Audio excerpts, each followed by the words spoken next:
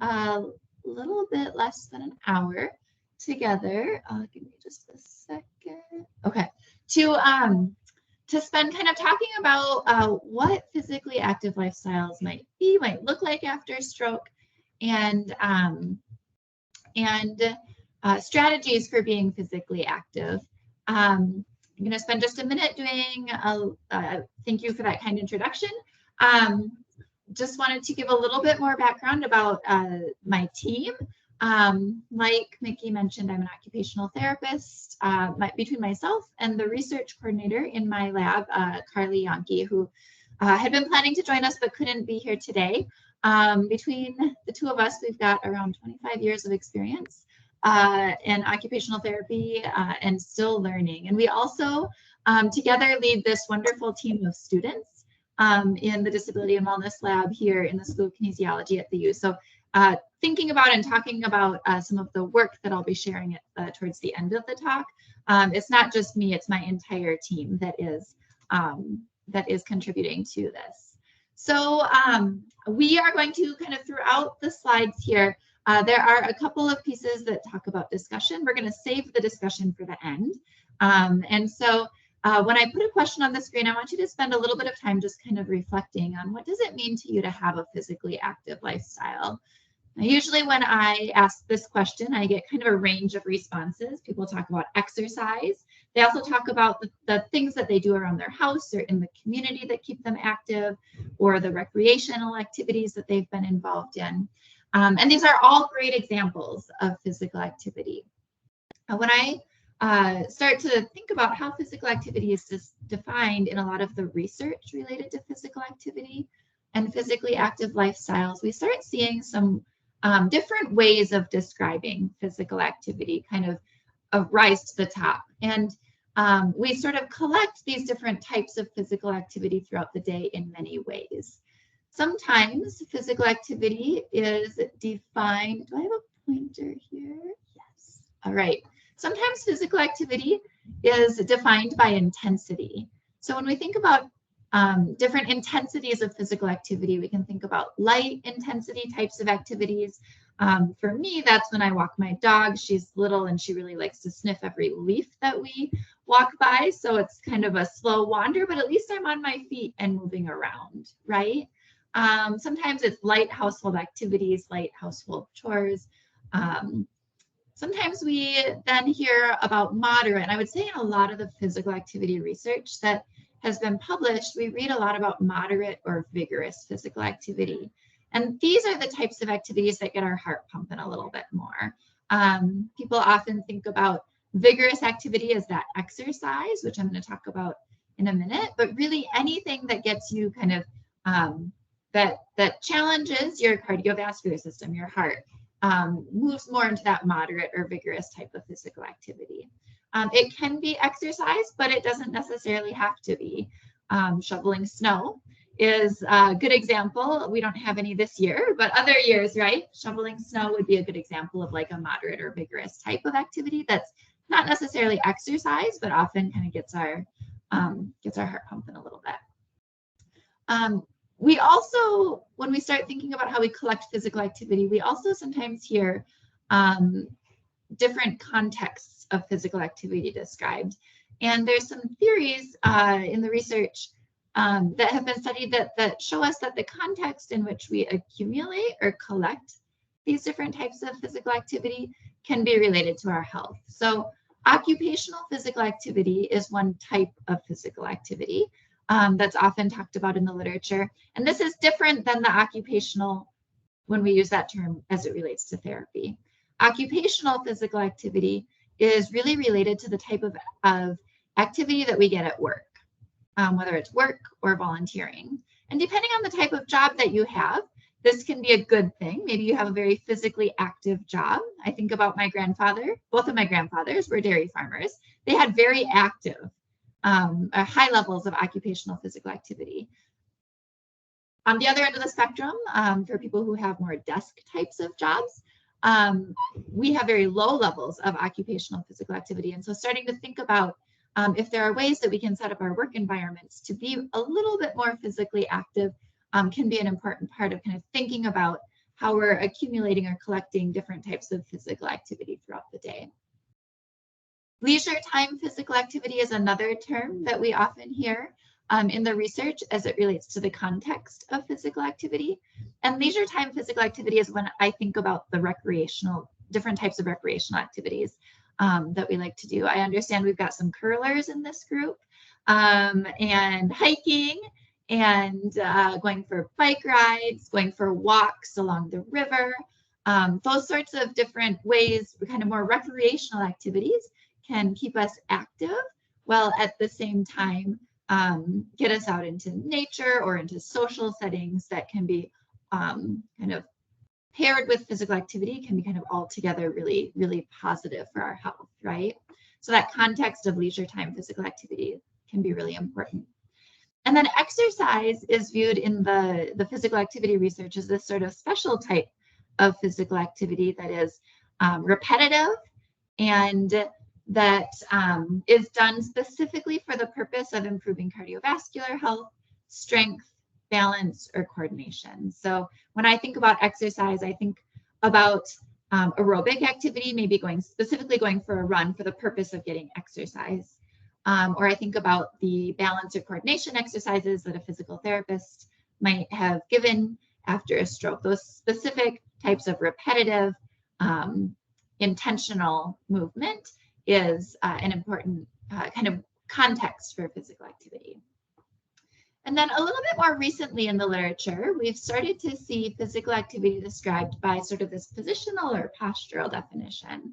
And the two terms that I see the most often, could be because I spend a lot of time thinking about sedentary time, is sedentary, which refers to any time that we're awake that we spend sitting, doing activity that is of a very low energy requirement.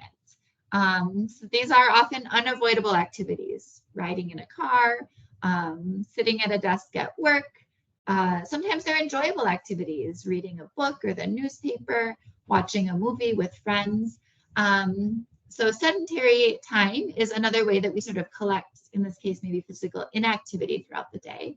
And the inverse of that is upright activity. So spending time either standing or moving around is another way that we can describe physical activity.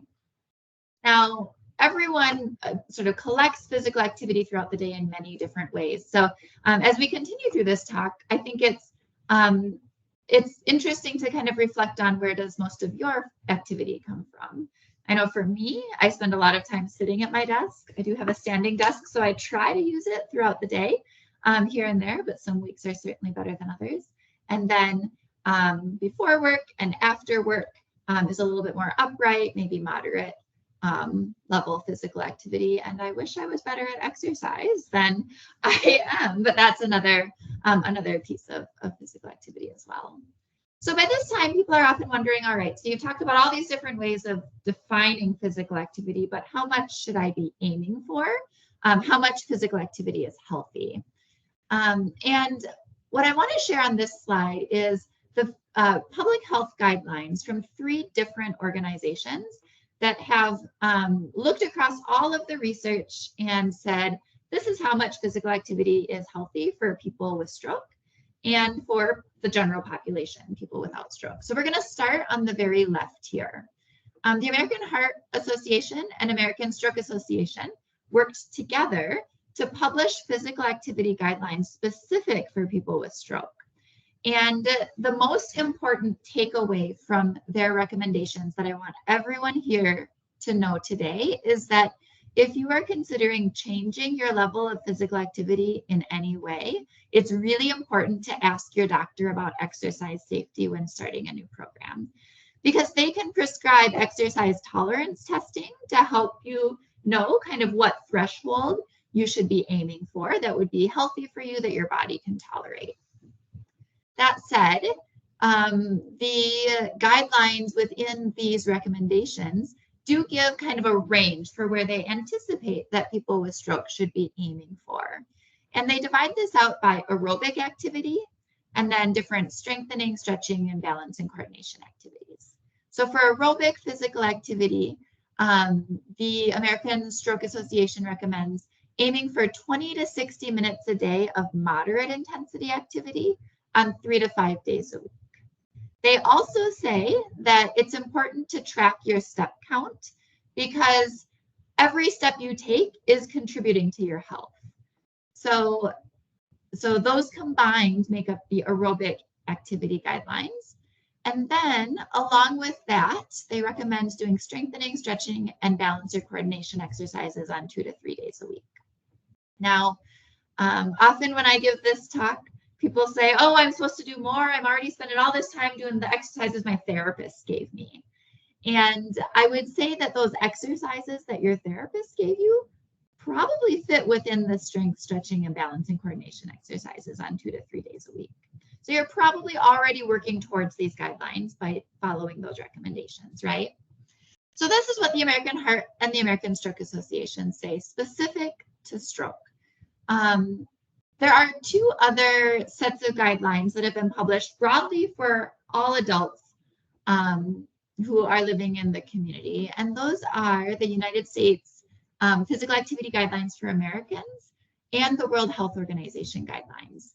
I included both of these because they give us a little bit of additional information that overlaps with what we see in the American Heart and Stroke Association, but a little bit more context. So for the physical activity guidelines for Americans, they really highlight that any amount of physical activity can benefit health.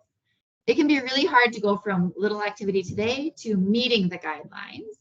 And within the guidelines for Americans, what they're saying is that if you do a little bit more today than you were doing yesterday, working towards meeting those guidelines, you're making progress. And that incremental progress is beneficial. They do also include information about how much moderate intensity aerobic activity and how much strengthening activity we should be aiming for. And the lower end of this range overlaps with the guidelines specific to stroke. And the full range applies to caregivers, right? So all adults require physical activity to be healthy. And then the strengthening activity overlaps with what the American Stroke Association says as well. In the most recent update of the guidelines for Americans, this came out in 2018. This was the first time that they highlighted the importance of moving more and sitting less. So this attention to sedentary time and sitting time has really been emerging in the literature over the last 5 to 6 years or so. And we're starting to see that in the public health guidelines, that acknowledgement that finding ways to minimize the amount of time we spend sitting is really important. The World Health Organization overlaps quite a bit with the physical activity guidelines for Americans.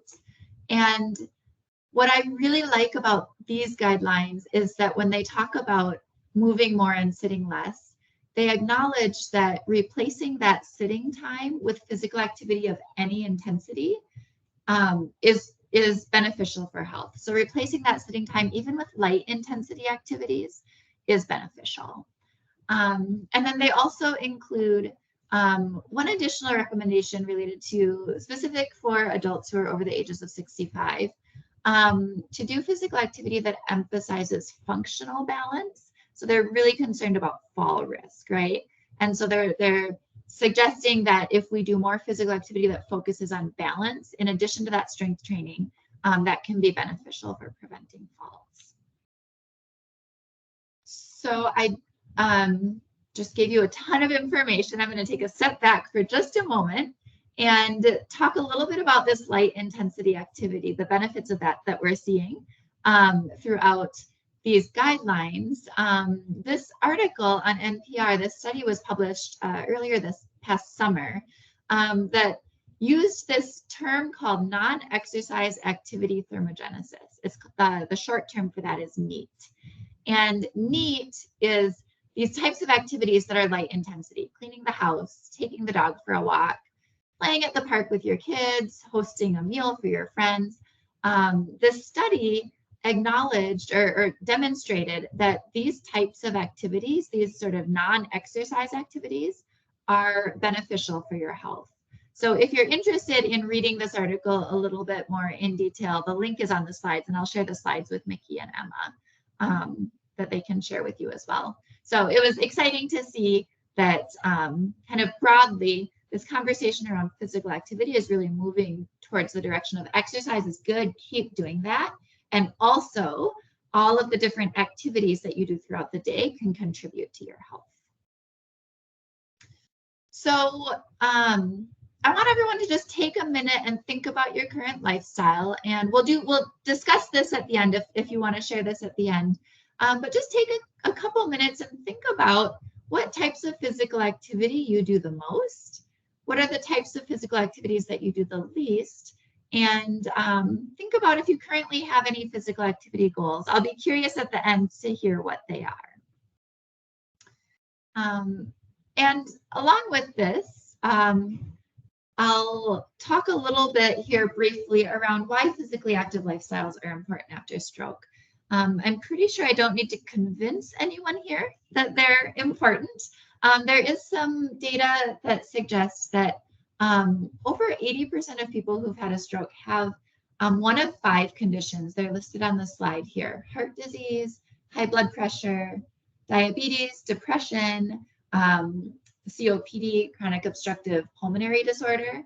And all of these conditions can put you at risk for the first stroke, and they can also elevate the risk for another stroke. The good news about all of these conditions is that having a physically active lifestyle can help to manage these conditions. We also know that low physical activity levels are very common after stroke. There is literature that shows that there's really low adherence to those physical activity guidelines that I just talked about. So if you're sitting there thinking, ooh, I'm not meeting these, you're definitely not alone. And as the sedentary behavior literature has grown, we have seen that on average, people who've had a stroke spend 9 to 11 hours per day sedentary or sitting.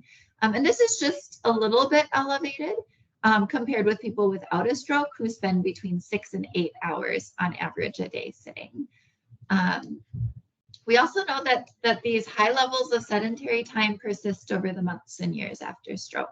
It can be pretty easy to get comfy like the guy on the slide here with his screen and his dog and to kind of develop those habits of not moving around, but also potentially be encouraged by those around us to not move so much so that we don't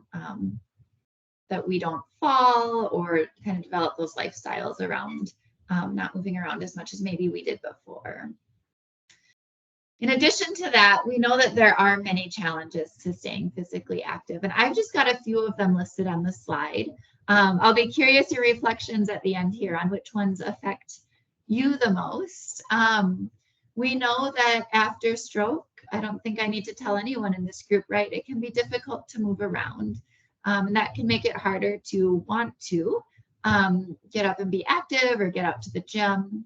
We know that sometimes depression and anxiety, that they're really common after stroke. And anyone who's experiencing depression or anxiety can struggle to be physically active. It can be hard to be physically active when dealing with either of those conditions. In addition to that, kind of scoping out to those around us, sometimes as you get kind of further out from the stroke, social support and social networks can change, and having less social support can make it really challenging to be active, fewer reasons to get out and about, maybe not having someone to do the activity with that you would have done before. Those sorts of things can make physical activity really challenging. And then just thinking about getting out and about, there are a ton of kind of community level and environment level factors that can make it really hard, whether it's transportation, not having transportation to get to where you need to or want to go, having inaccessible facilities, whether that's a gym that's really hard to get into or a fitness facility that doesn't have equipment that meets your needs, or even inaccessible community activities, right? A busy environment that maybe is a little bit nerve-wracking to get around in. I spoke to someone earlier today that said, oh, I went to the mall today for the first time since my stroke, and it was kind of nerve-wracking. I wasn't sure what to expect. So thinking about the accessibility of these environments can also pose barriers to staying active. And then I know we were talking about the weather a little bit ago when we first got on. The weather today is actually not bad for getting out and about and being physically active, but we do know in Minnesota here, right, we've got the worst of winters and we've got high heat, and both of those can make it challenging as well, I think, for all of us to get outside and be active. So I want to move into, I feel like this has been like the bad news, right? And so we're going to move into a little bit, I want to focus kind of the last part of this session on what helps to stay physically active. And I'm really looking forward to the discussion because I think you all have a lot of wisdom that you can share with me. When I kind of step back and think about strategies for staying active after stroke, I think about strategies that can work at the individual level, strategies that work within personal relationships, and then community resources that can be really important as well. So for individual strategies, there have been a couple of exciting advancements in the research related to physical activity after stroke just within the last month or so. First, this isn't recent, but this has been kind of ongoing.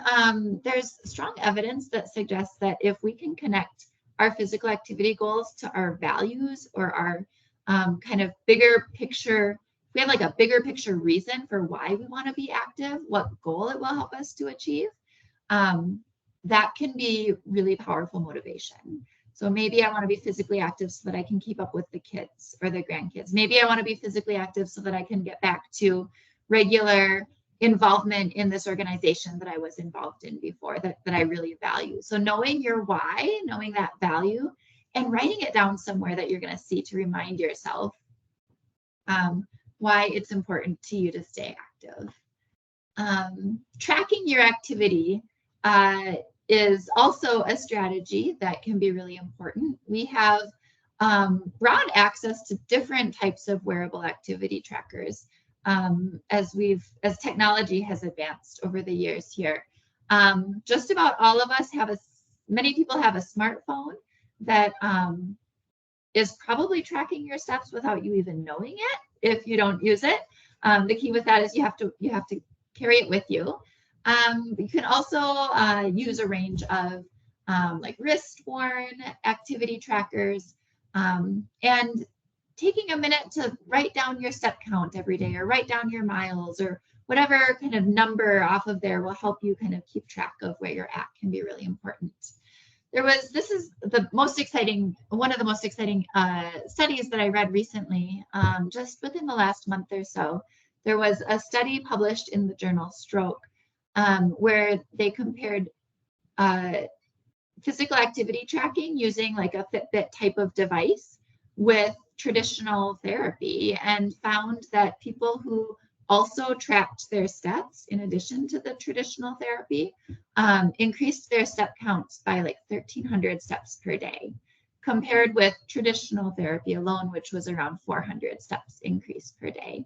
So both of those combined, both of those approaches can be really important. So I think that speaks to the importance of tracking your activity and kind of being mindful of that.